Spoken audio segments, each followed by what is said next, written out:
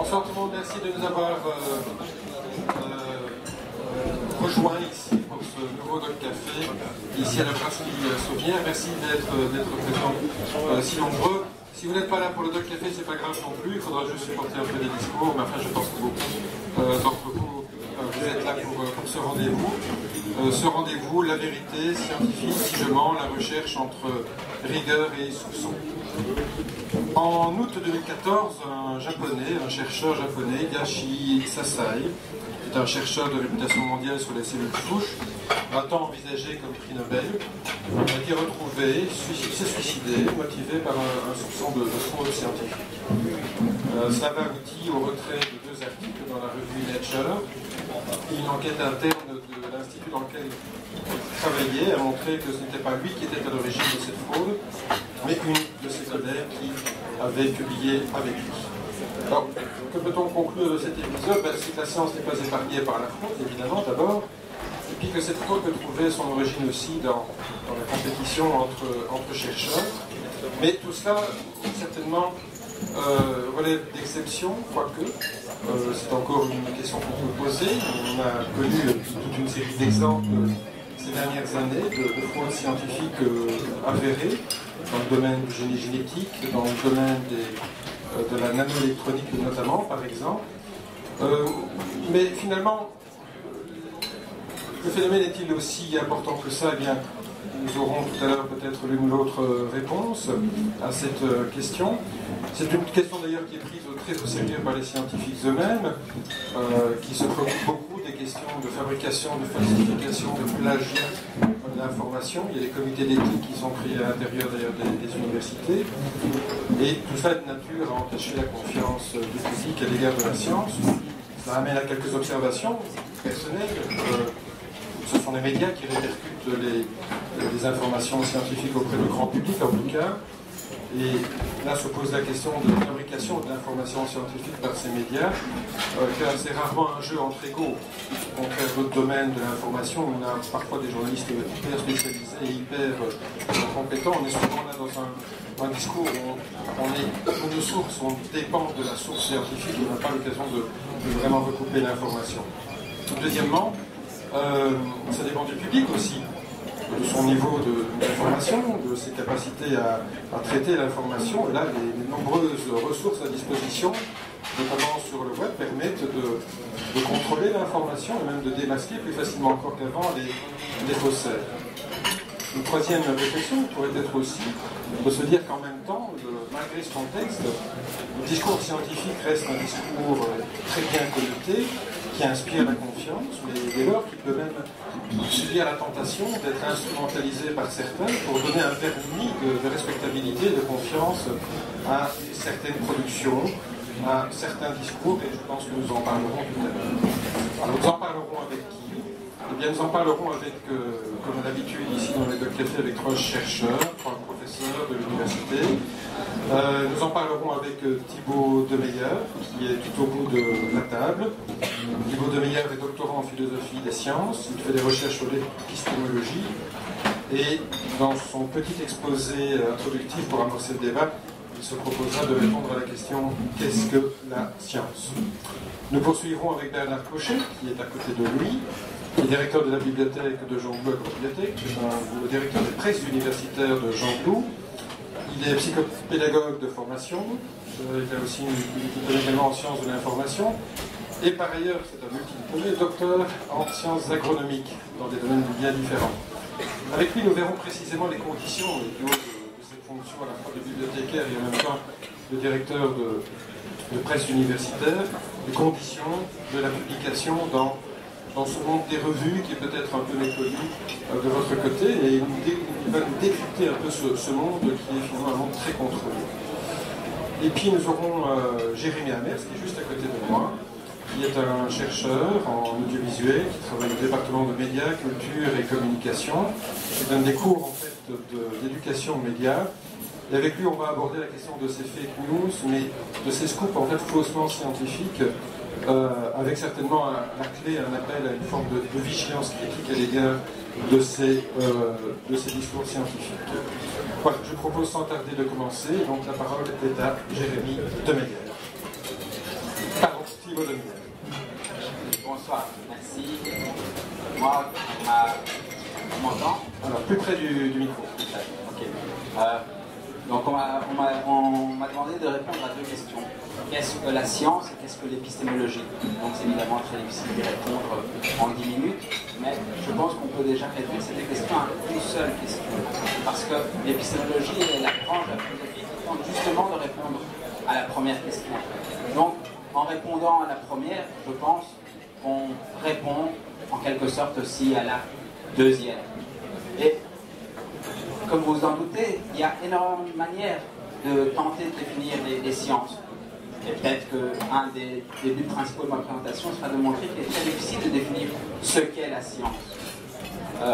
Donc, s'il y a beaucoup de manières de définir la science, et qu'il y a aussi beaucoup d'épistémologies différentes. Certains philosophes, les positivistes, ont tenté de définir les sciences en se focalisant sur les énoncés, en disant que est scientifique toute pratique qui produit des énoncés qui sont basés exclusivement sur l'observation. Les sciences produisent des énoncés basés sur l'observation. Alors, cette définition qui paraît intuitive souffre cependant de plusieurs faiblesses. La première, c'est que avec ces définitions, on pourrait considérer des activités tout à fait banales comme scientifiques. Je compte combien de tableaux il y a sur ce mur-là, je dis qu'il y en a 4. Je serais en train de faire de la science parce que j'ai produit un énoncé basé sur l'observation. Pourtant, j'aurais du mal à appeler une activité si banale scientifique. Soit, mais le positivisme souffre d'un problème beaucoup plus important. Les sciences ne produisent pas que des énoncés sur des objets spécifiques, sur des individus spécifiques. Elles font aussi des généralisations. Elles produisent des énoncés généraux. Or, à partir de combien d'observations puis-je faire une généralisation? Quand j'ai vu un signe blanc, est-ce que je peux dire que tous les signes sont blancs? Quand j'en ai vu 2, 10, 100, est-ce que je peux le dire? C'est justement pour pallier à ce problème, combien d'observations suffisent, que d'autres philosophes, les falsificationnistes, ont tenté de définir les sciences, non pas à partir du nombre de fois qu'un énoncé a pu être vérifié, mais à partir de la possibilité qu'a un énoncé d'être falsifié ou d'être réfuté. Et il y a une réelle différence entre la vérification et la falsification. On peut vérifier 1000 fois un énoncé, on peut le corroborer, mais on ne peut pas l'attester à 100% en vérifiant simplement l'énoncé. Par contre, il suffit d'une seule observation falsifiante pour réfuter, rejeter un énoncé général. Alors dans l'histoire des sciences, il y a des exemples intéressants sur des énoncés qui ont été falsifiés de la sorte. Par exemple, jusqu'au XVIIIe siècle, tous les savants européens n'avaient vu que des mammifères vivipares, des mammifères qui avaient une gestation interne. Et donc ils avaient conclu que tous les mammifères étaient vivipares. Cependant, au début du XIXe siècle, les colons ont découvert l'ornithorynque en Australie. Et donc cette seule observation, un seul mammifère qui n'est pas vivipare, l'ornithorynque est ovipare, suffit pour rejeter l'observation générale que tous les mammifères sont vivipares. Très bien, mais est-ce que les scientifiques s'adonnent tellement à la falsification de leurs énoncés? En fait, il semble que les scientifiques eux-mêmes sont très réticents à cet exercice. Même l'exemple de l'ornithorynque est beaucoup plus compliqué qu'il en a l'air à première vue. Quand les anatomistes, les zoologistes, les britanniques ont reçu les premières planches anatomiques de l'ornithorynque et ensuite les premiers spécimens, ils ont d'abord cru et ils ont affirmé qu'il s'agissait de faux, de contrefaçons. Et donc on voit ici que les scientifiques souvent vont plutôt refuser une observation falsifiante plutôt que de réfuter, de rejeter un énoncé général. Et avec cet exemple, on voit aussi que le falsificationnisme décrit plutôt une sorte d'impératif moral. Les scientifiques devraient falsifier, devraient tenter de falsifier leurs hypothèses, leurs énoncés. Mais ce n'est pas nécessairement une définition des pratiques concrètes des scientifiques. Il y a un point commun entre le falsificationnisme et le positivisme. C'est qu'ils cherchent à définir les sciences de façon ahistorique. Peu importe le contexte historique, peu importe le contexte culturel, peu importe le domaine de connaissances en question, il y aurait une et une seule définition des sciences. Il y a une troisième école, le pragmatisme, qui tente justement de pluraliser les définitions des sciences en cherchant à décrire concrètement comment les scientifiques eux-mêmes arrivent à distinguer leurs énoncés de simples opinions. Alors il y a un cas très intéressant historique, celui du plan incliné de Galilée. Donc, autour de ce plan incliné, Galilée invita énormément de témoins, des témoins qui avaient des idées très différentes sur ce qu'est le mouvement. Il y avait certains qui avaient des idées platoniciennes, aristotéliciennes, de style scolastique. Mais une fois que la balle roulait sur le plan, peu importe les idées que les témoins pouvaient bien avoir autour de ce plan incliné, ils étaient contraints par le dispositif d'accepter l'énoncé de Galilée, la théorie galiléenne du mouvement selon laquelle la vitesse de chute est indépendante de la masse des corps. Et donc ici on a en creux une définition des sciences comme ceux qui arrivent à tenir ensemble des témoins, des experts qui ont des opinions hétérogènes, des opinions variées. Et cet élément d'hétérogénéité est très important. C'est parce qu'il y a des opinions variées qu'on peut établir que s'ils se mettent tous d'accord, s'ils sont tous contraints par l'expérience, par le dispositif, que ce dispositif est indépendant de chacune de ces opinions. Par ailleurs, ce qui est important aussi dans cette définition pragmatique, c'est qu'elle ne nous dit pas du tout comment, dans chaque situation donnée, les scientifiques pourraient arriver à faire tenir des experts qui ont des opinions variées, des opinions hétérogènes. Des fois, ça peut être à travers un plan incliné, ça peut être à travers un type de raisonnement, ça peut être à travers des images, ça peut être à travers des statistiques. Enfin, il y a encore un aspect sur lequel cette définition pragmatique insiste, c'est que c'est vrai que Galilée a pu produire un énoncé sur le mouvement, mais cet énoncé qu'il a produit ne peut jamais être dissocié du plan incliné qui lui a permis de parler. Son plan incliné ne lui permet pas de parler d'une plume qui tombe où les frottements avec l'air sont trop importants pour être négligés. Ce plan incliné ne lui permet pas non plus de parler du mouvement d'un cheval où d'autres forces biologiques, psychologiques interviennent. Les scientifiques ne peuvent généraliser qu'aussi loin que leur dispositif le leur permet. Et quand ils généralisent au-delà, en fait, ils font une sorte de pari. On parie que le monde en dehors du dispositif, on parie que le monde en dehors du laboratoire fonctionne de la même façon que dans le laboratoire. Alors, ça peut s'avérer vrai, mais ce n'est pas du tout vrai a priori. On peut le savoir que par la suite. Et dans certains cas, il y a de réelles questions à se poser sur ce pari sur le monde extérieur. Quand on teste un produit pour tester sa toxicité, en général, ces tests sont faits sur des périodes très courtes et en isolement.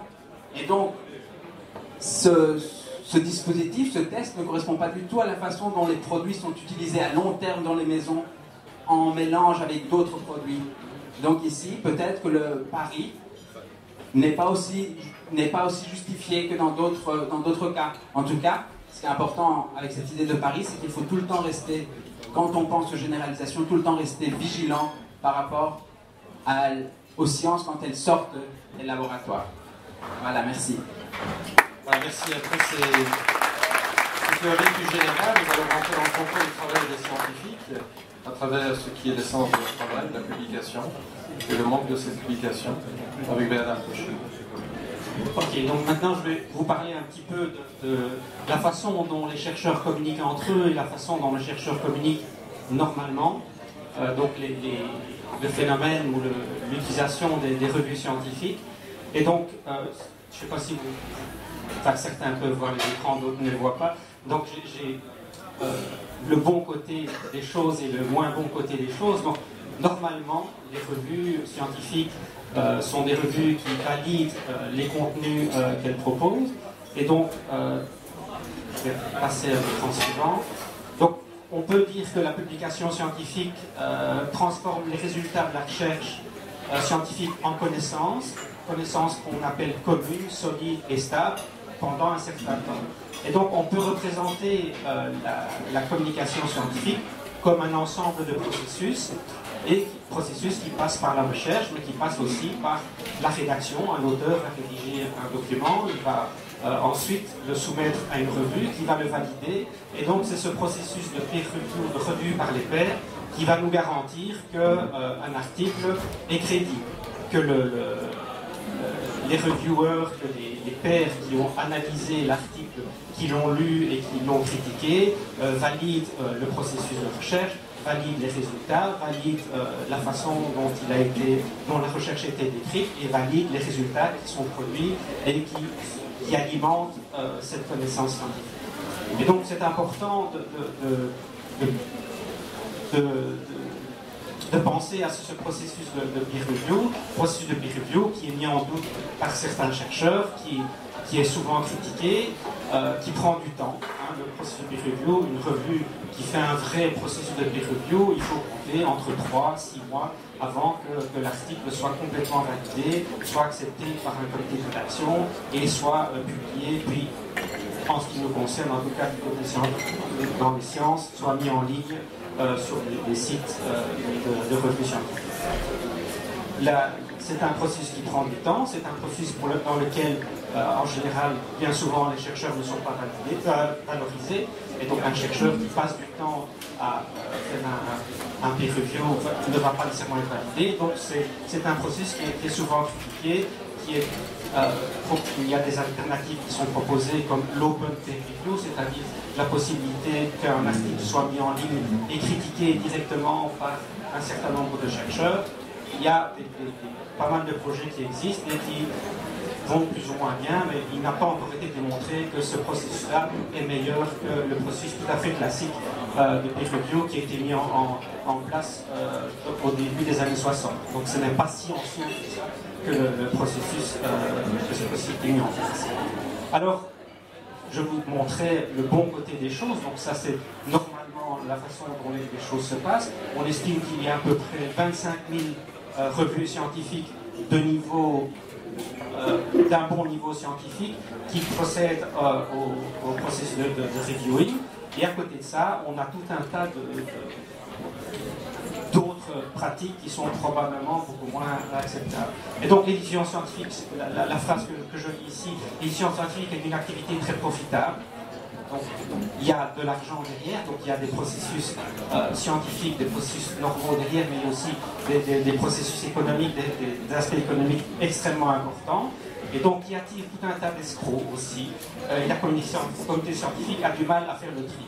Et donc ça me permet d'introduire d'une part d'abord le phénomène des revues et du coût des revues qui est de plus en plus cher, c'est-à-dire qu'on va se retrouver avec des éditeurs qui ont des quasi-monopoles. Quand on imagine que 5 éditeurs actuellement, pour ne pas les nommer, Elsevier, Wiley, Springer et les autres, qui monopolisent à eux seuls 30% de ce qui se publie en sciences, qui, avec ce monopole, ont la possibilité d'augmenter leurs tarifs.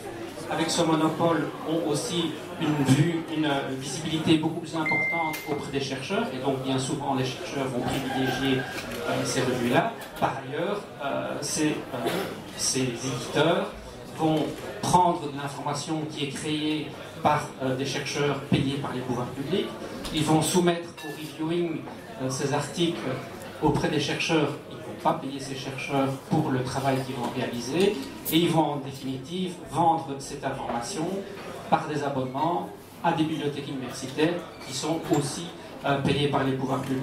Et donc il y a un moment où le monde de la science, le monde des chercheurs, le monde des éditeurs, le monde des bibliothécaires en ont un petit peu marre de ce processus de mainmise d'éditeurs très commerciaux sur la littérature scientifique et sur la publication scientifique. Et donc c'est à ce moment-là qu'on parle de la création des revues en open access, donc début des années 90, avec des définitions, des normes qui sont apparues progressivement. Et donc, je ne sais pas si je peux rentrer dans le détail de la voie verte et de la voie d'or. Ici, je vais essentiellement parler de la voie d'or parce que dans les revues qui sont devenues des revues en open access, on a dans les vraies revues à peu près 12 000 revues en tout, dont 30% font payer les auteurs pour pouvoir publier la science et 70% ne font pas payer les auteurs. Mais ça veut dire aussi que certains escrocs se sont rendus compte qu'il y avait moyen de faire de l'argent avec ça aussi.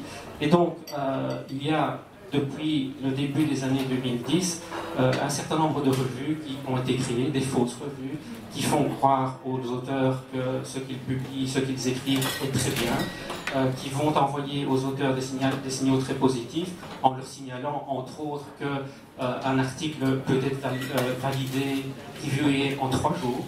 Je ne sais pas comment ils font, puisque je vous ai dit que le processus de peer review est un processus relativement lent.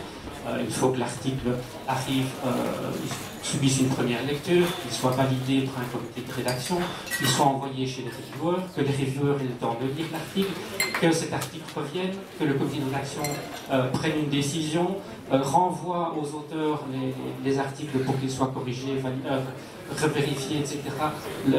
Le cycle peut prendre il peut y avoir 2-3 cycles de réécriture, de correction, etc.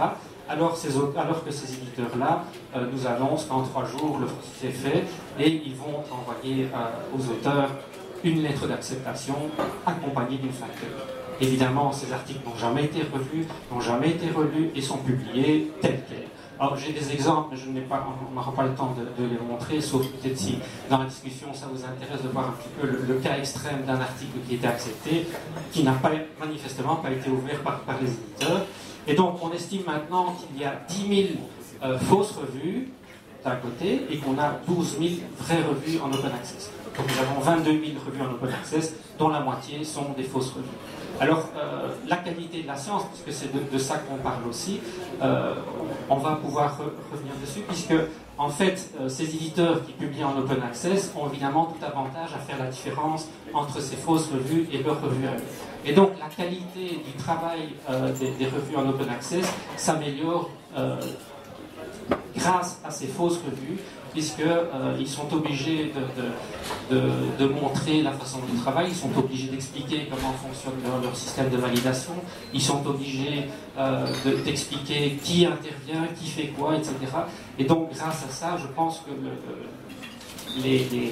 le bénéfice secondaire qu'on pourrait tirer de ce phénomène des fausses revues, qui n'a même pas 10 ans, hein. Donc les premières fausses revues sont apparues au début des années 2010, et maintenant on est à 10 000 revues. Voilà, je ne sais pas si... Voilà, j'aurais autre chose à dire, mais c'est... Oui, on aura encore l'occasion pendant la discussion, évidemment. Maintenant, Jérémy Hamers. Bien, bonsoir à toutes et à tous. Alors, je vais, pour ma part, repartir d'une des idées qui était un peu au départ, je crois, de la soirée que nous passons ensemble, à savoir que la science, la recherche, les experts sont aujourd'hui parmi les plus puissants vecteurs de légitimation de toutes sortes de discours dans les médias, et notamment dans les médias généralistes. Hein, si vous voulez être crédible, vous appelez un expert, vous faites parler un expert, idéalement il vient d'une université, et le tour est joué. Et donc on assiste à une forme d'inflation dans toute une série de médias généralistes, experts, qualifiés, très autorisés, que ce soit dans les JT, dans les reportages de flux, même dans les émissions sportives. Il faut aujourd'hui des experts et leur lot de scientificité. Alors moi je me suis intéressé à une des conséquences directes de cette inflation, mais qui peut être aussi un symptôme d'ailleurs de cette inflation, à savoir un phénomène que je croyais marginal au point de départ, que sont tous ces liens qualifiés de sponsorisés qui apparaissent sur des sites d'information ou sur nos pages Facebook et autres réseaux sociaux. Il s'agit donc en fait d'informations que vous n'avez pas demandées, qui nous disent généralement, en se référant à une étude scientifique, que Si vous mangez les avocats pendant 2 semaines, vous allez perdre 5 kilos. Si vous faites l'amour tous les jours, votre espérance de vie va augmenter de 10 ans. Que vous n'allez plus jamais manger de curcuma après avoir vu ce qui va suivre, etc. etc. Donc, des informations qui sont soit des fake news scientifiques, soit des news faussement scientifiques. Et à chaque fois, on nous dit que c'est basé sur une recherche récente où des experts ont récemment démontré, etc. Alors, mon affaire par rapport à ces fake news aux nouvelles faussement scientifiques n'est pas de savoir si elles sont vraies ou fausses. Je crois qu'on voit assez vite qu'en réalité, il s'agit de résultats dont on a plus ou moins retiré toutes les variables, sauf une, celle qui intéresse à ce moment-là, la personne qui les publie, et on va voir qu'il y a un intérêt très précis, un intérêt financier à publier ce genre de choses. Donc ma question n'est pas de savoir si c'est vrai ou faux, je ne peux d'ailleurs pas être expert dans ce genre de matière, et j'espère d'ailleurs que je ne suis pas expert du tout. Simplement, pour moi, il est plus intéressant de les interroger au niveau de leur... Excellent. De les interroger au niveau de leurs conditions à la fois discursives et pragmatiques. Très simplement, je vais essayer de comprendre comment ces fausses nouvelles ou ces nouvelles faussement scientifiques fonctionnent, à partir d'où elles viennent, qui les a produits, dans quel intérêt, etc. Alors je crois qu'un rapide passage par l'éducation aux médias nous permet très rapidement de mettre ce type de formation dite scientifique à distance, puisque vous aurez constaté que les sources généralement ne sont pas citées, ne montrez pas à quelle recherche on se réfère. Vous aurez aussi remarqué sans doute que ces news utilisent généralement des images qui proviennent de banques d'images gratuites et qui sont utilisées pour illustrer des articles et leur contraire. Donc ce sont des images récurrentes. Vous avez par exemple des acteurs ou des figurants qui sont devenus des professeurs en tout et en rien et qui illustrent à chaque fois l'article. Autre phénomène qui est interpellant aussi, c'est que ces fausses informations, ces informations faussement scientifiques vous font généralement passer au moins par 10 fenêtres différentes. Donc vous cliquez sur le lien, vous avez une première partie de l'histoire, une publicité, et puis vous devez passer à la page suivante, vous avez une deuxième partie de l'histoire, une nouvelle publicité, etc. Alors vous aurez compris que ces informations sont en fait produites par des usines ou des fermes, on les appelle parfois aussi des fermes, de fausses informations, de fake news, qui sont alors souvent relayées aussi par des fermes ou des usines à clic, qui sont en fait des productions toutes faites, vendues clé sur porte à des sites qui veulent faire du buzz. Alors pourquoi est-ce qu'elles veulent faire du buzz à très court terme? Tout simplement parce que ce sont des sites qui vivent essentiellement de recettes publicitaires. Donc en fait, on vous invite à passer par un site pour que vous consommiez de la publicité. Donc au fond, on utilise le critère de légitimité scientifique pour des raisons commerciales, sans du tout tenir compte des effets réels que cela peut parfois produire, notamment en matière d'automédication, par exemple, donc des répercussions parfois sur la santé publique qui sont assez catastrophiques. Deuxième caractéristique, je crois, assez claire de ce type de fausses nouvelles, c'est que généralement elles fonctionnent selon une argumentation très simple. C'est ce que j'appelle moi la formule shampoing ou la formule pétrolane, c'est-à-dire vous avez un problème très concret, puis vous avez une solution rapide et immédiate.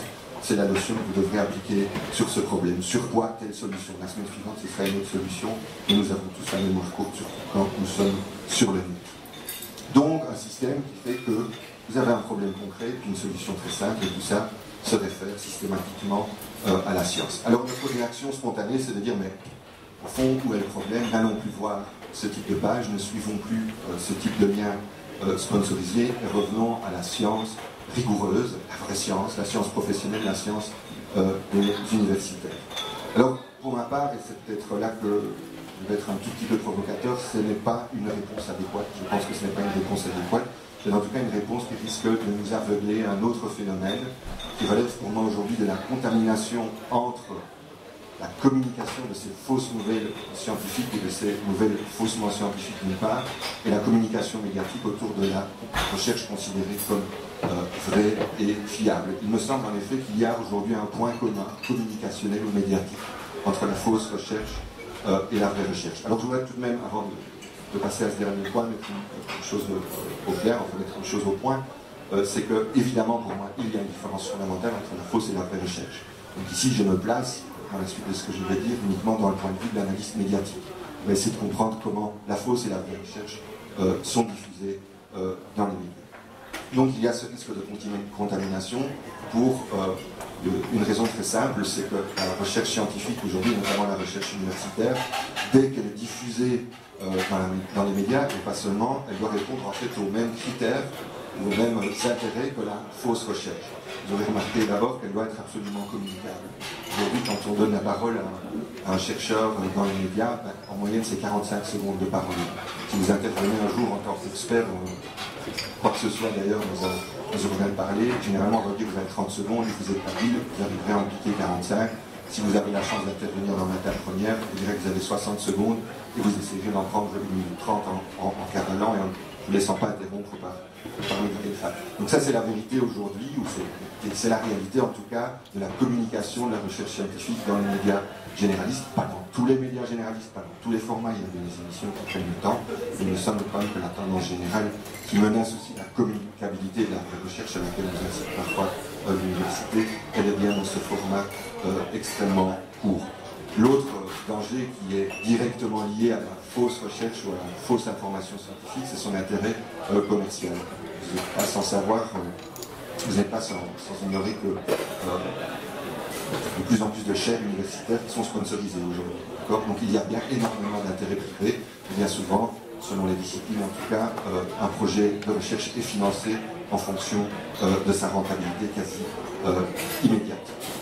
Alors, pour terminer, je voudrais simplement dire que je crois qu'il est absolument essentiel qu'un chercheur ait encore la possibilité de dire, y compris dans les médias généralistes, que la recherche, ça prend du temps, que la temporalité de la recherche scientifique n'a rien à voir avec la temporalité du récit de la recherche, que cela prend du temps, qu'on a parfois le droit de faire fausse route, on doit pouvoir faire marche arrière aussi, qu'on a le droit de se tromper. C'est ça la recherche aujourd'hui. La recherche n'a rien à voir avec l'identification d'une solution rapide à un problème concret.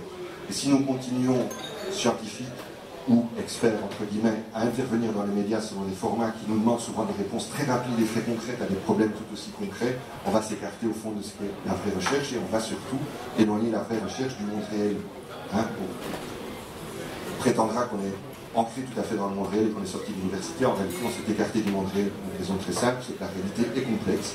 Et donc la recherche, si elle veut dire quelque chose de la réalité, elle a le droit d'être complexe aussi. Et c'est ça, évidemment, tout le défi de la vulgarisation. Et ce soir, on est dans une activité de vulgarisation, c'est de dire quand même quelque chose de la recherche sans, bien entendu, la trahir. Et je pense que le péril majeur, si on n'essaie pas de revenir à une communication de la recherche qui dépasserait ce format commun à la fausse information scientifique et à la vraie information scientifique, c'est que demain le consommateur n'aura plus aucune raison de distinguer entre fausse et vraie recherche.